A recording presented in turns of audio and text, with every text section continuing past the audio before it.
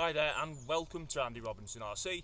Cheers for joining us on the channel today and checking out this episode. Right, so what have we got today? Well, we've got this FTX Mauler, and this is the 2.0 updated edition for 2023. Essentially, this is the same car that FTX brought out a while ago now. In fact, I had the first generation of this on the channel right at the beginning of the channel, so I'll throw the video up of that in the video description so you can check it out. But that's a really beaten up second-hand one that I picked up locally for about £60–70, and I had a bit of fun with that, and then I moved it on. But I thought I quite liked the Mauler, so when I realised they'd released this, which is only just, I thought, well, I'll get one again, and so you can see what it's like as a fresh vehicle, and again it's got the updated electrics in it. So, as I say, it is, I'll tell you what's, I think the actual car itself is the same. As I say, literally I don't think there's any changes there, it's purely the electrics. So, if you haven't seen the Mauler or heard of it before, I'll just give you a quick rundown with it. So, it's four-wheel drive, shaft driven, brush motor, 99% ready to run. You get a USB charger in there and a 7.2 volt nickel metal hydride battery, 2.4 gig radio, and it's waterproof as well. And also the spec lists are on here. So again, as I said, 2.4 gig radio, 45 amp 2-in-1 ESC and receiver, waterproof axle mounted. It says 9 kilogram steering servo on here. That's from the old artwork on the box. It's actually 15 kilograms now, and that makes a big difference over the old servo, and much more torque to it. Brushed 540 motor. Said it comes with a battery, fully ball raced, super soft 2.2 tyres, B-lock wheels and memory foam inserts. Adjustable frame chassis, a low centre of gravity 3-gear high torque transmission, front and lock rear diffs, telescopic sliding universal drive shafts, oil-filled shocks, multi-link suspension, scale finish, and scale moulded roll cage and body panels. So that is what you get. As I said, also this is the only thing that sort of denotes it is the updated edition, is the little triangle sticker at the top there. So it says new updates. So it's got the E291 4-channel radio, bumper mounted LED lights. I know, I'm pretty sure it had LEDs on the original one. E291 15 kilogram metal geared servo, and the E291 System 3 waterproof ESC RX smart controller. So we'll look at that as well. Anyway, let's go and see what this is like. Now we're back at Beacon Fell. We were here a month or two back because I had the Rock Hobby Atlas 4x4 here, so I've come back to the same place to give this a go, and then actually not in this video but later today we're going to actually do a sort of, maybe not essentially a head-to-head, but we're going to have both of them out and see what they're like. Anyway, we're going to get back to the Mauler. What I will do is before the end of the video I will lift the body up on this so you can see inside, but we're going to go and take it up there. I'm going to be that way. As I said, I'm not expecting any difficulty in getting any over this. Now, the turning lock has never been fantastic on this, and it still isn't. As I said, they've only updated the high torque servo on it rather than actually increase the steering angle. But, you know, for calling about it'll be fine, although it could benefit from a bit more steering lock, to be honest.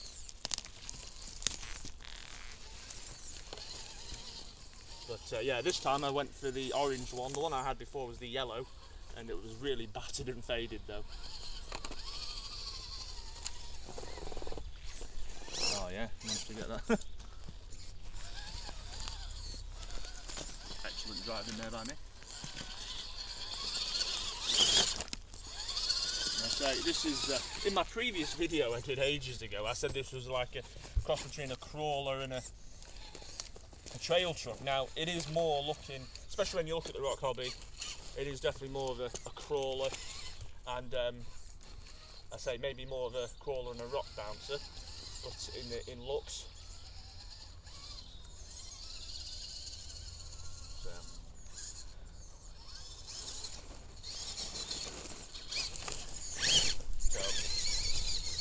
turn it around, and actually you do have to do quite a bit of shunting about if you want to turn it sometimes. But I'm going to hit full speed, and you'll see this is about as fast as it's going to go. Bear in mind we're going uphill here.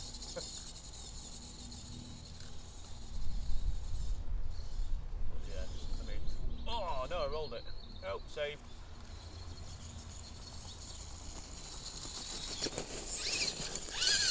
So you get an idea of how quick it is up there. Now, I think we'll come up a bit further, but I'm going to show you the radio gear on this.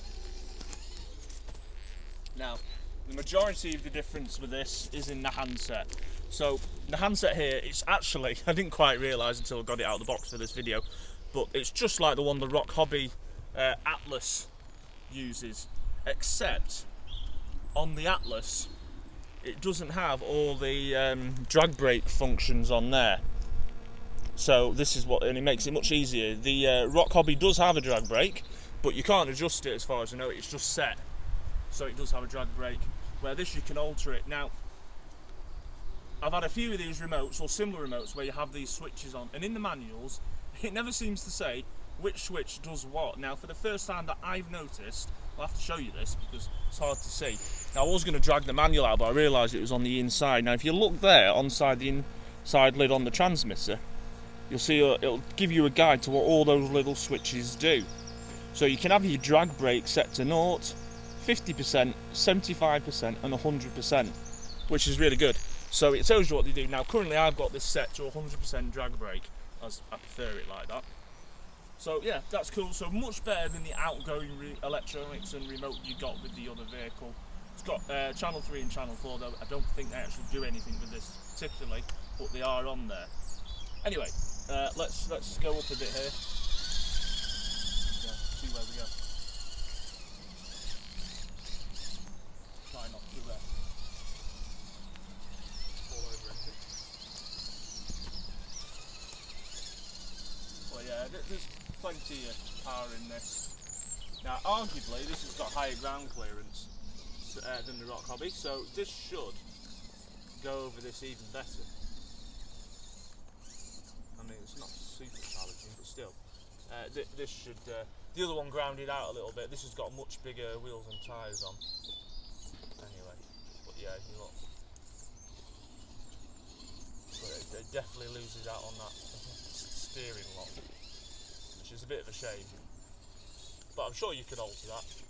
I'm sure you could alter that with some tuning.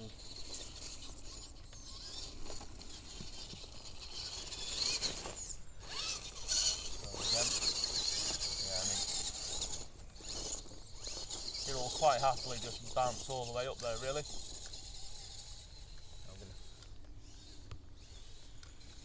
It can be a little top heavy, but yeah, you see that drag braking. In fact, you probably don't need 100% drag brake on this bit.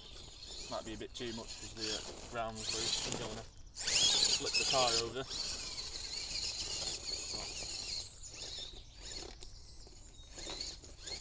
Yeah, you can see it'll go easily over this, which is cool. Yeah, just bring it round. But I keep on having to adjust the steering back and forth on the car so I can get it round. What we will do for a minute is we'll just stop here a sec, and I will just quickly show you underneath.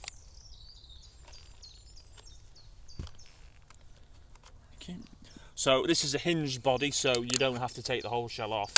It unclips there and there, and it tips forwards like that. So there you go. If I do that, you can see what you're getting. As I said, it's virtually no different to the original FTX Mauler, except obviously the receiver ESC has changed for a slightly updated version. Lots of ports in there. I think you can put extra LEDs and other things, so which is good. I'd still probably like to have seen something a bit more like the Hobbywing 1080 ESC in there and a separate receiver. I think that'd still be better, but obviously I suppose still keeping to a budget. But that is your inside there. That's not the battery you get with it. That is my 5000 milliamp Venom sort of pack I use for racing, but that's what had power in it. So I've brought this one out. So it just give you, to be honest, mainly it'll just give you more runtime more than anything than the standard pack. It's a bit trying to get the all the blooming holes lined up. One thing I did notice on this, oddly, was when I first tried it up and down the street at home, one of the wheels looked like it was going to fall off. So I don't think the wheel nuts had been fully tightened. So just check them if you get one of these, because I could have lost one. Anyway, so what we'll do is I think we'll just go around again, and then we'll end this one. But yeah, but the electric, definitely improvement on this. It is a cool thing. It looks cool as well. I like the way the Mauler looks as well.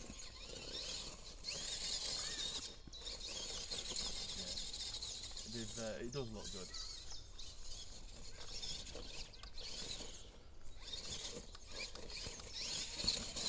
But yeah, and I'm quite sure really that's just bouncing over some tree stumps. You can take this through water. You can take it through the mud. As long as you clean it all out and maintain it afterwards. But yeah, I think that's cool. I think it's really good. I'll be looking forward to filming the next video when I have the Rock Hobby Atlas out as well, and I can compare them more when I'm running them on the same video.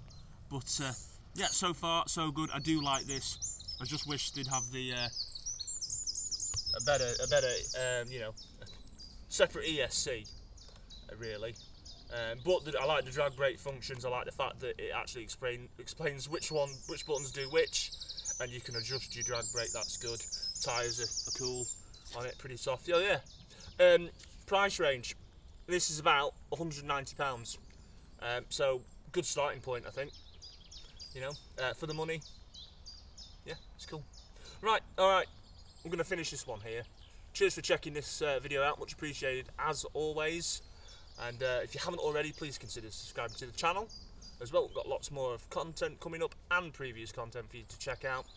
And also you can find us on Instagram and on Facebook under Andy Robinson RC. Right, alright. We'll see you on the next one. Look after yourselves. Take care. Bye.